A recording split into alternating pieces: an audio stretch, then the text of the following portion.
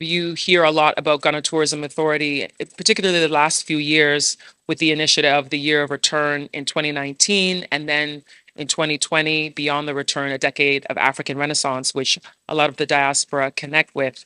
So today he is going to talk a bit about GTA's role.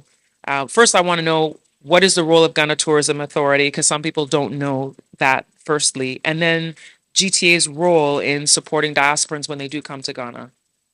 Right. Thank you very much. The Ghana Tourism Authority is a creation of Parliament. We derive our authority from Act 817 of 2011. And our four key areas of our work are one, marketing of the destination Ghana. And so we are the authority or the organization in charge of tourism promotion. And we do that through several fairs, exhibitions, events, engagements, both here domestically and also internationally. The second work that we do is product development and investment. And so through that, we ensure that the tourist sites, uh, the public ones, are up to a certain standard, international standard. And also we work with private sector who want to come into the area of tourism. And so if whether it's land acquisition, licensing and all that in terms of product, we work with them. Then we also do standards and quality assurance. We are the authority that grants licenses for those who want to establish businesses in the industry, tourism and hospitality industry. And so whether it's food, beverage, or entertainment, restaurants, chop bars, beer bars, lounges, pubs, we are the agency you come to first to get a license, whether it's also accommodation to guest houses, budget hotels, and all that. And we do the classification. So we will look at your facility and say this qualifies to be a 1 star, 2 star, 3 star based on the classification metrics that we have, which is international. So a 5 star in Ghana is a 5 star everywhere. There's international benchmarks that we follow. And uh, and finally, we do research, monitoring, and evaluation. And so we work very closely with Ghana Immigration Service to gather data. We have what we call a tourism satellite account, which looks at all the various indices in the industry, visits, accommodation facilities, occupancy rates, uh, all the things that you're required to make a business decision if you want to come into the industry. For academic purposes, we work with academia to provide information. How much are people spending when they come here? So that an investor who wants to come into, let's say, accommodation will know that this is the number of days people spend here. And so these are the areas they are visiting. They are going to, let's say, Kakum. If I want to establish a hotel, that will be a good catchment area because we'll provide you the number of visitors that go to that area and all that. So those are the four key areas of our work. Uh, since 2019, we've been the coordinating agency for the year of return and also beyond the return. And so with that, we have a secretariat which is headed by Annabelle. I can see her here, Annabelle Mackenzie herself, a diaspora who has now returned to Ghana and is a Ghanaian citizen now. Ivy also works in the Beyond the Return Secretariat. And that secretariat actually has become the coordinating point for all the work that we do with the diaspora. So they work very closely with the Office of Diaspora, with immigration, with GIPC, with all the other agencies that have something to do with business investment because the return sits on 7 pillars, some to do with investment, some to do with giving back to Ghana, brand Ghana, how we can market ourselves and all that. And so, in a nutshell, that is the work that we do. But we work very closely with all the other agencies because if you want to, let's say, establish a hotel, before we grant you the license, you need so many other reports. You need a police report. So we work with Ghana Police Service. You need environmental uh, uh, reports, assessment done. So we work with EPA. You want to get your food license. So we work with FDA. So we work with all the other agencies.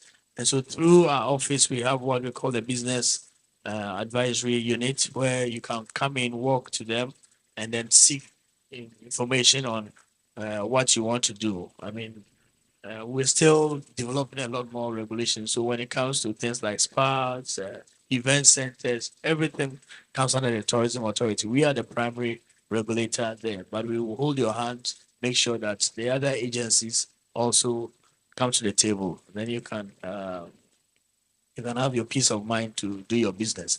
We've seen that increasingly the diaspora that are coming in are investing in that area. So if you go to, let's say, the central region, the Cape Coast area, you see a lot more restaurants coming up, eateries and other things. And most of the time, the investors are diasporans, whether Ghanaians or historical diasporans who have come in to invest in that area.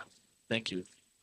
When it comes to the diasporans coming and investing in tourism, do they have to go to GTA as well as GIPC as far as how they're going to register their business?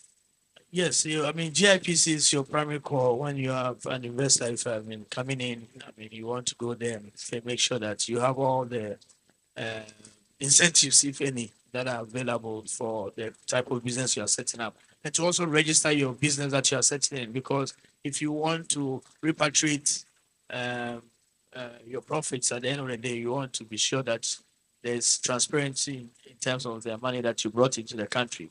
But after all that, you will still need a license to operate. So our focus is more of the license to give you the license to operate. And so we have teams that go around, advise. I mean, we are advised to people in the first point of call, apart from GIPCs, to come and register your business with us, because then you can get free advice. There are people who want to set up hotels and they don't know how to do it. They don't know what to go about. We have architects in house. We have business advisors in house who will tell you, okay, this is the area. We know the terrain. We will tell you. For example, if you want to set up a facility in this area, they will advise you the do's, the don'ts, and the things that you probably need to have in place to do that. So yes, come to us, but go to GIPC if you want. You're coming in as an investor. Yeah. And as one of the, I think you're the longest standing CEO with Ghana Tourism Authority. You've seen the change over the years in tourism. So I would love to know, what impact have you seen the diaspora has made on tourism in Ghana? I mean, I think over the last few years, I mean, the data shows that a lot more people are investing in the sector. I mean, last year alone, we had, uh, with accommodation, about 332 new registrations.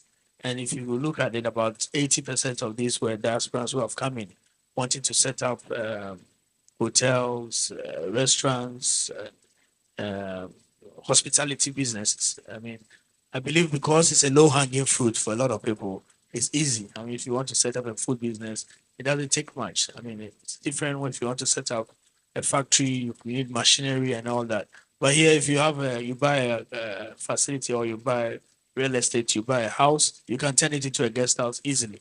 And so people are investing in that area. I mean, because also the number of visitors are going up. I mean, um occupancy rates are going up in every aspect of the sector, and so people are investing in the hospitality sector. So we've seen the growth, and we believe that it's going to even grow more. If you go to areas like Laboni, Cantonment, Osu, the evidence is there on ground. You see almost every day there are new facilities coming up.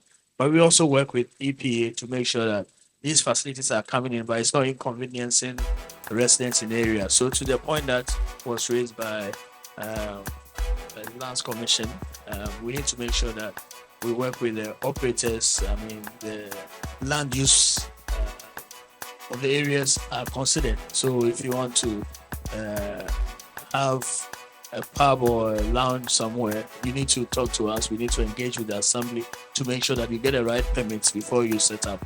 Other than that, you have a residential area and somebody goes in there, puts up a nightclub, and in the night it becomes an issue. Sometimes we have had to uh, work with operators, work with residents associations to make sure that there's peace.